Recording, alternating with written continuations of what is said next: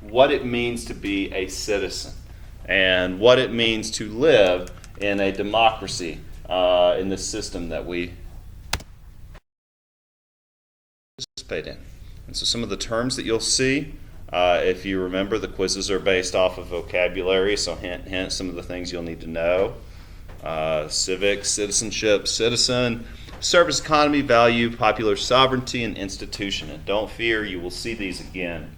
They will be underlined, and we will talk about the definitions. So, once more, it's not designed to be rocket science, but hopefully you'll get something out of it. There are also some academic terms. You may not see these on the quiz, but these are kind of operative words that we'll use. And I'll define these for you throughout, meaning that we'll be using these again. So diverse, you can probably infer what that means. But there is a definition that we will work off of in this course that we will get to. The same with ethnic and principle. And so I like to start every lesson with a question. Do you think a person should have to own property or wealth in order to be an American citizen? And I'll keep this one rhetorical for time's sake. But I just want you to think about that. Because when the U.S. Constitution was signed, when the Declaration of Independence was written and signed, this was the idea of democracy. That in order to vote, an American must be white, they must be male, and of course all the history and drama that we got to with those two. But they must own property, which was the working definition of a voting citizen until 1828. So from 1789, when the Constitution was signed, until 1828, Americans had to own property. They had to be actually wealthy. They didn't want poor people voting, which is interesting, right? Because now all you have to be is 18, a citizen of the United States, and you may vote.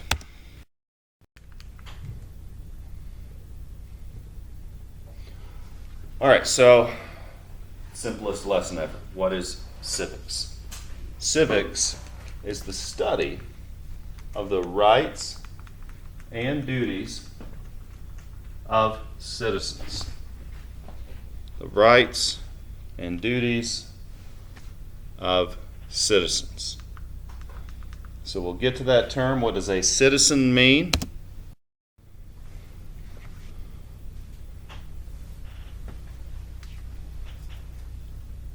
So a citizen is a member of a community. Community. The root of that is commune. Coming together. The fact that we are amongst each other today. And with that come certain expectations. For example, clothing. Thank you for wearing clothing. That is an expectation of being in public. None of us need to see that and be scarred. Other expectations. Loyalty to the principles of that community. I'm sure there are rules and guidelines here at the school you don't agree with, but nonetheless we must abide by them. By now I prefer wearing sandals, but I decided to class it up for the first couple weeks. So, yeah, it's just that's. Did you get married in sandals? I did, yeah. There's a picture over there. I'll be buried in sandals or cremated or whatever, and that's just my kind of. I get, I need to look professional, so I'll class it up for a few weeks. But that's weird. Yeah. But then that's just one of those things, being part of a community. I prefer, you see me out in town and I'm wearing board shorts and a t-shirt and sandals. That's generally how I dress when I'm just being casual. But again, as part of a community, I need to look professional. But you know what else comes with a community? There are benefits to being a part of a community. Of course, the big one for me is a salary. This is how I pay the bills. But also, this is where I get a lot of my social interaction. I mean, when I go home, my wife and I have been around people all day. We kind of just, and I don't know about you guys, but it is socially exhausting sometimes to be around lots of people. So you guys are in big ways my social outlet, being around folks all day. And so there are benefits and there are also protections. Meaning that if the bad guy comes, we have an officer downstairs. I mean, that's kind of pretty cool. There are protections that come along with being a part of this community, being a citizen of this community.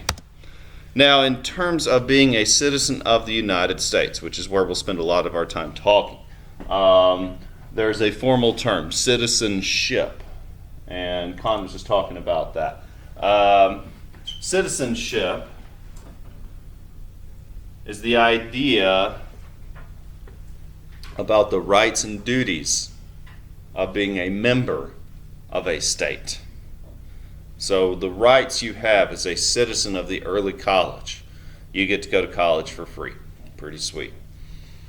The duties that come along with that is that even when you are an upperclassman, and they always get grumpy about this, trust me, I work with the upperclassmen too, you'll still be expected to come to campus once a week for homeroom.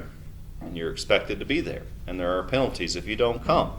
That's one of your duties that comes with the right of being a citizen of the early college. The catch, you get to go to college, but you must do these things. Okay. So, rights and duties of citizens. You owe loyalty to the government.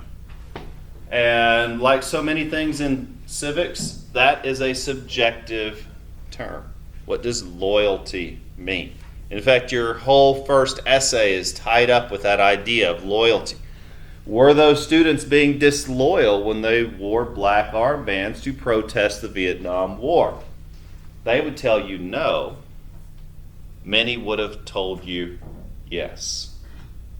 Was Kaepernick being disloyal when he knelt during the singing of the national anthem? He would tell you no. Some would tell you yes. Once more, loyalty is a matter of interpretation, which is why we have an entire branch of government whose job it is to interpret the law. And we'll get into that. We have a whole chapter about those guys. But you know what? We are entitled. Entitled means that it is a right that we did not have to earn. Inherent in being a citizen of this country, we are entitled to protection from the government. Protection from the government. That means if you go through it. From the government. Yeah. That means, say you go through a traffic stop. You've not committed a crime, you've just driven up to the traffic stop. And say they're doing sobriety tests. It's one of the holidays, and of course, that's what they do. You have the right to not roll down your window.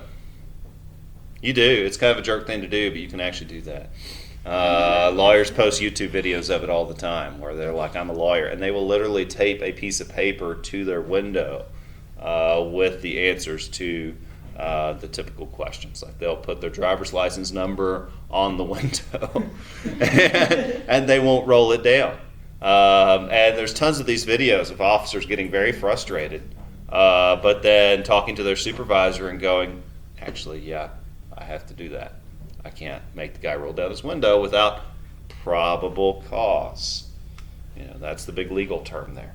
Now, granted, if you roll up to a traffic stop and you have paraphernalia that is visible, I mean, that's probable cause for them to surround you and make you get out of the vehicle, search the vehicle, etc. But if they have no reason to suspect you of anything, they have no right to harass you. So, a citizen, once more, is a member of a community who, once more, owes loyalty and entitled to protection. And citizens are just people that are a part of a country. Now, the study of civics, so important. I mean, most high schools save this one to the end, partly because there's a lot of practical stuff like personal finance that we'll get to towards the end of the course. Part of it is because it's all about being connected to your government, and this course works best when you are almost or at voting age. And that way, when you meet Mark Meadows, who is up for re-election in November, you can decide for yourself, yay or nay. And he should have to interview with you for his job. And that is what he does as an elected official. And you know what? We could probably even get his opponent in here. We can try. I bet you that guy, maybe not in the same room at the same time, but I bet you we can get that guy in That'd here. be interesting. Whoever wins gets my vote. Yeah, and so that's what's so cool about this, is it's real. We're going to get those people in here, and they have to listen to, and we're going to come up with questions, and they have to listen to your questions, and they have to answer. They have to try to answer them. And I love it when you guys ask the tough questions. So I think this class, I think we're going to have a lot of fun in here. Now, a little bit of history. I'll keep it short and sweet. Some of the changes that we've undergone. Number one, we are a nation of immigrants. We are a nation of immigrants. We are a nation of immigrants. Just want to remind you of that. We all came from somewhere. Even Native Americans came from somewhere. No one evolved from a rock on the North American continent. People, to the best of our knowledge, migrated across the Bering Strait roughly 40,000 years ago. So long enough that we have to use carbon dating to infer the approximate time frame of that migration. Most residents of the United States came within the past 300 years. My family came different times. It's like most of you, I have family from different places, and I am a hodgepodge of different immigrant families, just like many of you guys are. So all Americans are descended from immigrants. We all came from somewhere else.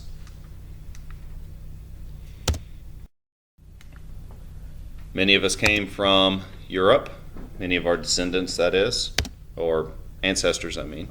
In fact, some of that early immigration, the earliest immigrants to the Americas were from Spain, and then shortly after from France and England, and even some from Germany and some from Russia on the West Coast.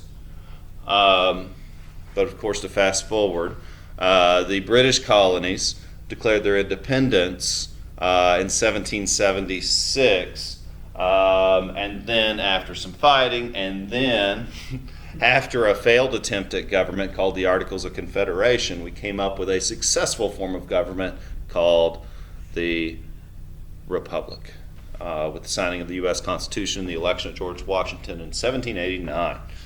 But that wasn't the end of immigration. People kept coming. People were coming from Southern and Eastern Europe, from Poland, from Turkey, from Greece, from large numbers from Ireland, from many places and parts of the world. Now, a couple of changes in immigration patterns. Like we got to in the discussion, Latinos are the fastest growing group of immigrants in our country today. Secondly, Asian Americans, second fastest growing ethnic group in our country today. Of course, the history of African American immigration is tied up with the story of slavery. Most African Americans' ancestry dates back to the history of slavery, and they were, of course, brought here by force. Now, the term ethnic, I want to unpack for you. Ethnic means relating to races or groups of people who share common traits or customs. Once more, relating to races or groups of people who share common traits or customs. Ethnic is once more a somewhat subjective term. How do you identify in regards to your ethnicity? Do you identify as Caucasian? Congratulations, you're associating yourself with a group of mountains in Russia. What does that even mean? Do you identify as Irish? Well, okay, what is an Irish person? Well, okay, so they came from Ireland. So you're identifying with an island that you've never seen. Interesting. How do you identify? Once more, what does identity even mean? These are somewhat nebulous concepts. But ethnic is an important idea because much of our identity does come from our concept of our ethnicity.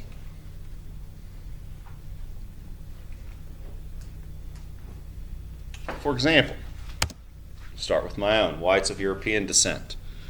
Much of our identity, once more, comes from our ethnicity, but it's not the only defining quality of our identity, obviously. Our culture is a big one. And culture is relative. Here we are part of a school culture. Maybe at home you're part of a gaming culture. Maybe you're a part of a clan of Fortnite players, and that's who you spend all your time with when you're not doing school stuff. And you guys have your own vernacular. You have your own way of communicating, mostly expletives. But yeah, you have your own way of communicating. And that's a culture. It is a true culture. In that you've developed a shorthand for communication, which is a language. You've developed norms, customs. If you drop out of the plane and you don't run for the shotgun, your friends will hate you. And they will kick you out of your clan if you start doing dumb things like running around in circles. I played it once, and that was about as far as I got, was running around in circles. And the people were yelling at me, and I was like, this is not fun, so I'm out. Maybe I'll try it again and get good. But once more, so ethnic is one identifier. Some of our big ethnic groups, of course, whites of European descent, African Americans, Asian, and Pacific Islanders. I loved the movie Moana. Just because it was about, it was so cool, and The Rock's a great voice actor, but also it was just neat to learn about a culture that I haven't been exposed to, but I really found, I could see myself as a Pacific Islander. I could do that lifestyle, be pretty happy about it. Also, Native Americans. And these are all, so with these ethnic identities are often associated cultural customs. And of course, Latinos. Another cultural identifier is religion. So nationalism was a relatively new concept that came about during the mid-1800s, where the European feudal states were becoming more organized into larger nations. And one of the ways that these groups of people were uniting was to have a common enemy. So there are the French, there are the Germans, there are the British. And nationalism is another form of identity. And so is religion. So one of the cool things about our country, as all countries really, is we are very diverse in regards to religion. Christians are the largest religious group in the United States. And I don't know the breakdown from there, but many of the major ones, I would say either Jews or Muslims would make up either number 2 or number 3. But there are also many Buddhists. There's a Buddhist temple in Asheville, by the way. and many other religious groups. And there are an increasing number of Americans who identify as non-religious or secular. And that number is growing. What is It just means non-religious. oh. Yeah. So not affiliated with a particular religion. So secular, I guess a better definition would mean just things of this world, of the here and now. So what's the difference between like a secular person and an atheist person? An atheist would say they do not believe that God exists. A secular person just doesn't care. They might believe God exists, they might not. They don't really dwell on it. Secular means just focused on the here and now. They're going to change the subject and talk about lunch or something. Yeah.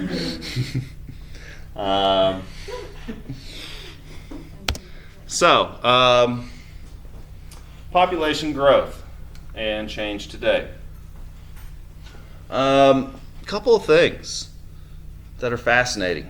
Number one, in many of the, quote, emerging countries, what we found is that among poorer countries, the birth rate is skyrocketing.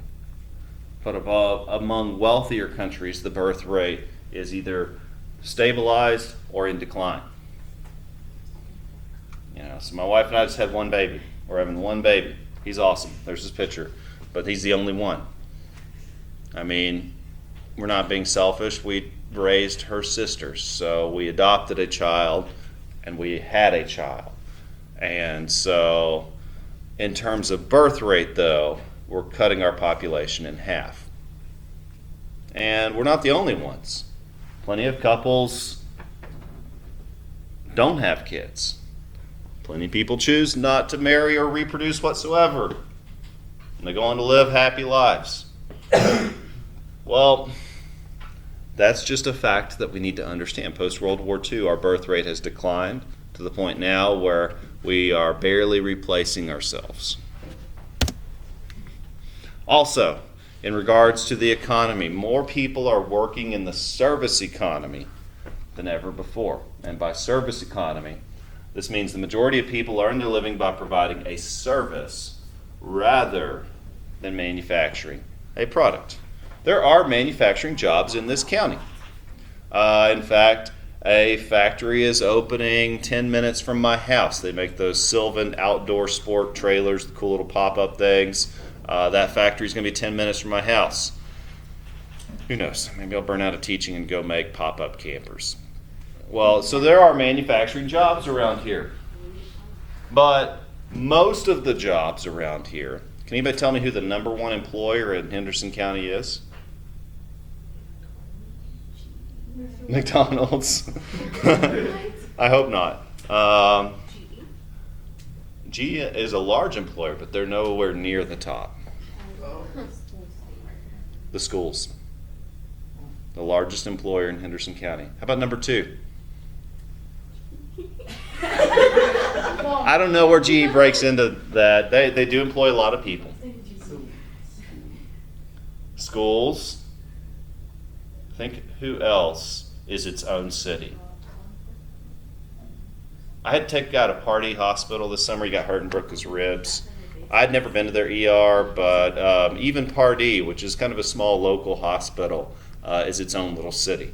There's a cafeteria, which has a multitude of restaurants. It's like a college campus. There are wings everywhere. I mean, luckily ER is easy to find. Big, bold letters. I got to get this guy to the emergency room. So that's easy to find. But good luck finding anything else. It's huge. The hospital is the second largest employer in Henderson County. So you got your two biggest employers. Are they making anything? Aside from insulin or blood or whatever. I make PowerPoints, so there's that. No, they provide a service. The two largest employers in Henderson County. And it's the same in Transylvania. I know that for a fact. And I would argue it's the same in most rural counties in Western Carolina. Yeah, so that's just a fact of life. And there are still manufacturing hubs in our country, like Detroit. But we are not one of those. So there's also an increasing population in the South and the West. I had to drive through Atlanta this summer. We were going to go to a Braves game later in the summer, but after driving through Atlanta once, I was like, nope, I'm good. I'll stay home with baby. Wife and sister go to a Braves game. They had a good time. She needed a break. I did not want to see Atlanta again. It's big. It's no wonder the zombies took it over first. I mean, it's big. It is a rapidly growing part of the South. And in fact, our region is still rapidly growing. If you don't believe me, try going somewhere where there's not a large concentration of people. Try driving through Kansas. And when your fuel tank hits half, you need to start looking for an exit, because you'll be close to out of gas by the time you find an exit. Yeah, so once more, it's that barren. Okay, we are getting older as a population.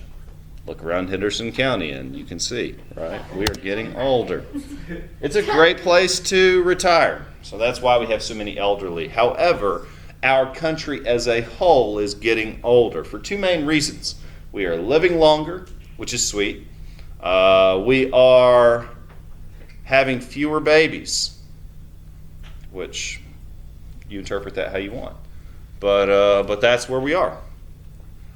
Also, we are a more educated population than ever before. In the history of our country, our literacy rate is higher than it's ever been. We have more access to information than we ever have before. But of course, the reason you take social studies is we also have more access to misinformation than we ever had before. And we've got to learn to decipher the BS from the good stuff. And that's not as simple as you may think. You know, we've all been guilty. I mean, raise your hand if you've shared a meme that turned out to be untrue. Am I the only one? Come on. Come on. Confess your sins. We've all done it. Even your history teacher has been guilty of that and then go, oh, crap. How do I delete this thing? Yeah. And so we all have to learn to be careful. And it's not something like, congratulations, here's your paper of careful forever. You will never make a mistake in that ever again. No, even your history teachers made that mistake. So, yeah, it's something we have to be diligent about. It's also why I just post baby pictures these days. Those are not controversial. Unless people are like, that's an ugly baby, and I'm like, punch. And that's simple enough. But yeah, I just strayed away from politics and social media, and I'm happier for it. But another fact of life is an increasing Latino population.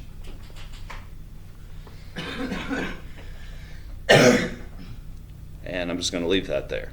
That's just a fact that we have to understand. And now, how do you view the current trend? I'll keep this rhetorical. Is often closely tied to your politics. The current anti-immigration political climate is not new. That's why you take American history, you learn that nativism has its roots in American history.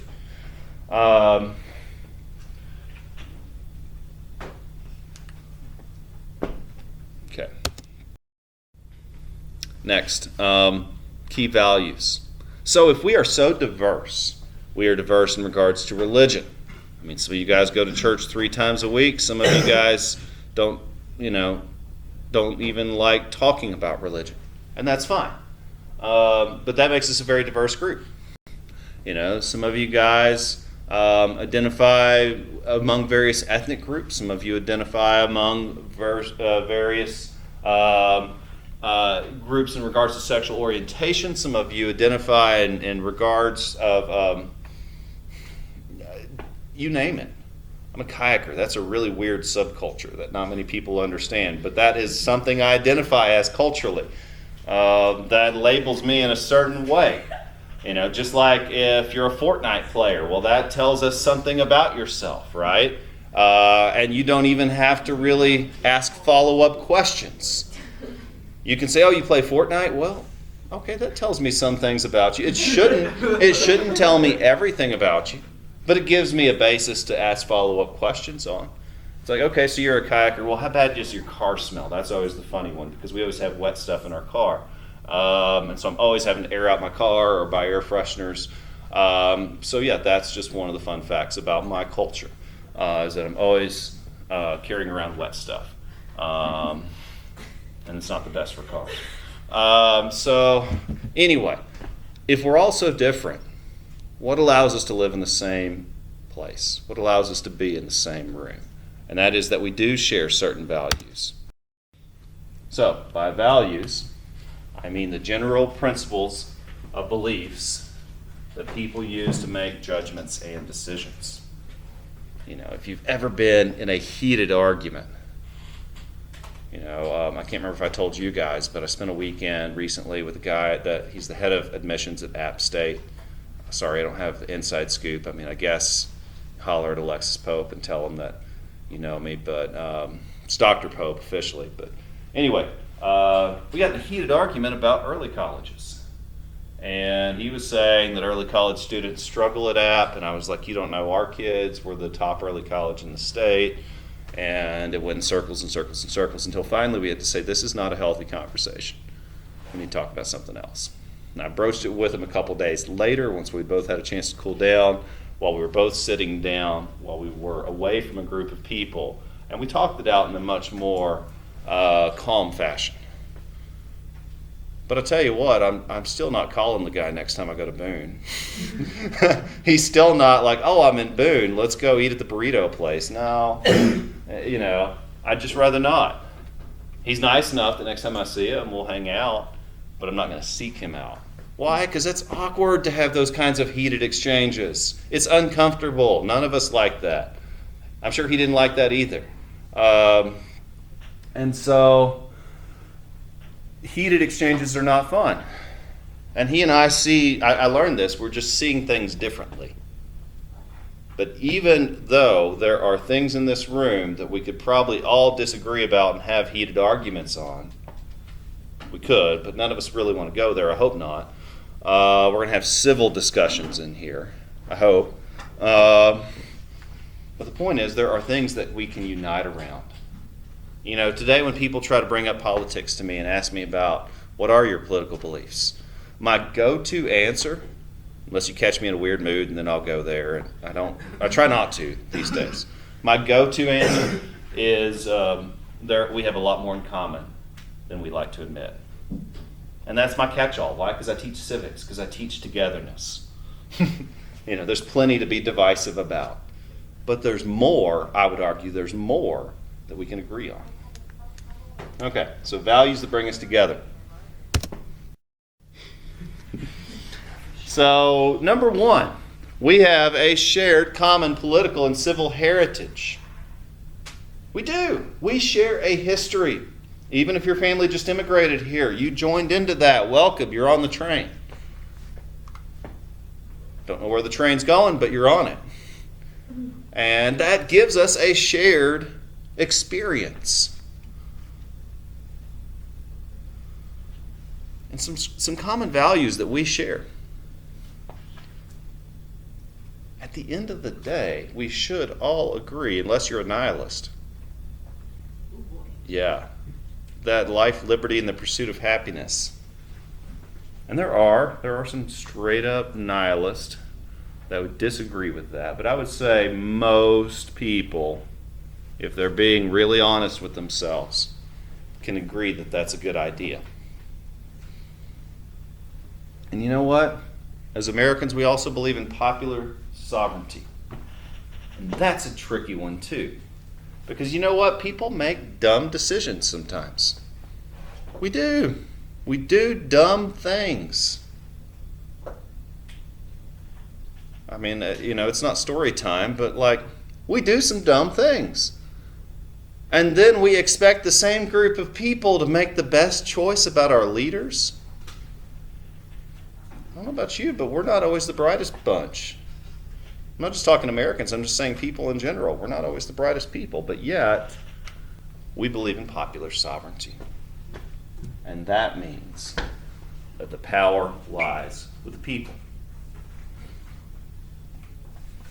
That whole notion, it's a complicated thing because it ties in the idea that we will all advocate for ourselves, or we should. And if we're all trying to do what's best for ourselves, then that benefits the community.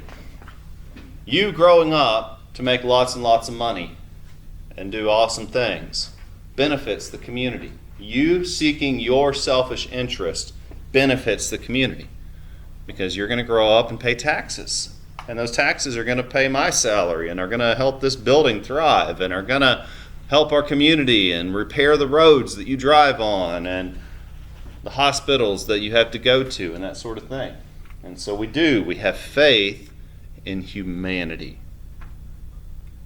It's not always easy to do, though, right? But ultimately, we have faith in humanity. You walked into this building assuming that no one was going to stab you. That requires a certain faith in humanity. Yeah, it does. I mean, when I'm driving on the road, I'm a defensive driver. Sometimes I think this person's going to try to wreck and kill me, but I just have to assume that they don't want to have a wreck, understanding that I don't want to have a wreck. Go ahead. Other common values. We believe in fair and regular elections, free from foreign meddling, hopefully. Fair and regular elections. What's that mean? Well, when we elect Mark Meadows, he's got to be reelected. And then he's got to be reelected. And then he's got to be reelected. Why? Because when you decide who you vote for, you need to see how they vote on certain issues. And if their values don't reflect yours, then you need to get them out of there. We also believe in justice under the law. I'm wanting to watch the Batman trilogy again. I just love that set of movies. I think they were so well done, the Christopher Nolan Batmans. I think it's so good. It's based on the idea that justice has failed and that Batman has to come in and punch people, and that's justice. And that's a dark story. It's a really dark story, not just because of the lighting, but because it's the idea that society has failed. And if we hold the belief in society, we hold the belief that justice will be served. That if someone does a bad thing to you, then they will be met with justice under the law. Because once upon a time, justice meant rounding up your family members, arming them with weapons, and going to seek vengeance against the person who wronged you. And that is the old way. It is the universal way. It is the primitive way of how justice was administered. But we believe in justice under the law. And we also believe in majority rule. And those are things that make us Americans. Also, we hold a faith in many institutions, such as the roles and functions of us and how we fit into society. The obligations that we have as a community to obey the law. No one likes to drive the speed limit on campus, but it keeps you safe. Because, if you're like me and you've had to ride a bike on campus, then, it is better for me and for everyone if you're driving slowly. Sometimes I run on campus. It's better for me and everyone that you're driving slowly so you don't hit me while I'm running. And that's an obligation that you have to obey the law. But in terms of institutions, I'm not just talking about education or religion or the big ones. Confucius said that the primary institution is the family. Filial piety is how he coined it. That the primary loyalty in your life is to your family. I like to tell people I would lay waste to villages for my family. I would do anything for them. And you should feel the same about your family. Because they're your family. That is the most important institution in your life. Religious institutions. These are things that call on your loyalty. Educational institutions. You know, we're not asking for the type of deep devotion that you would give to your family or your religion, but there's a certain degree of loyalty. You know, you got to stick it out. There's going to be some good times at the early college. We'll have some fun and cut up, but there's going to be some tough times around testing. No one likes that. When big assignments are due, when your group is mad at you, there's going to be some tough times. And again, that's where that loyalty, that perseverance to stick it out is going to be important. There's also social institutions. These are the fun ones, generally. You know, for me, kayaking is somewhat of a social institution for me because there's a lot to it. And, you know, in a way, that's something that I spend a lot of time doing. Fortnite might be a social institution for you. You know, you're thinking about your reputation when you log in because you're not just playing by yourself.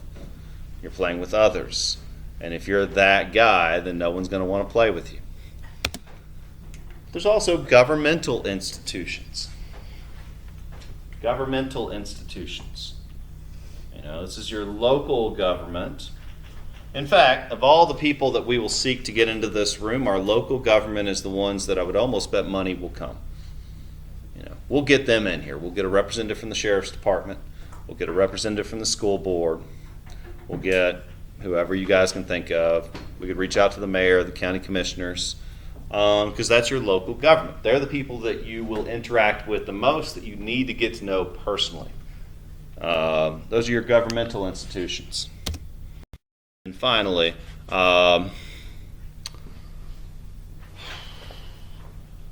there have been some nations in the past, Russia under Peter the Great, for example, that tried to install a single language.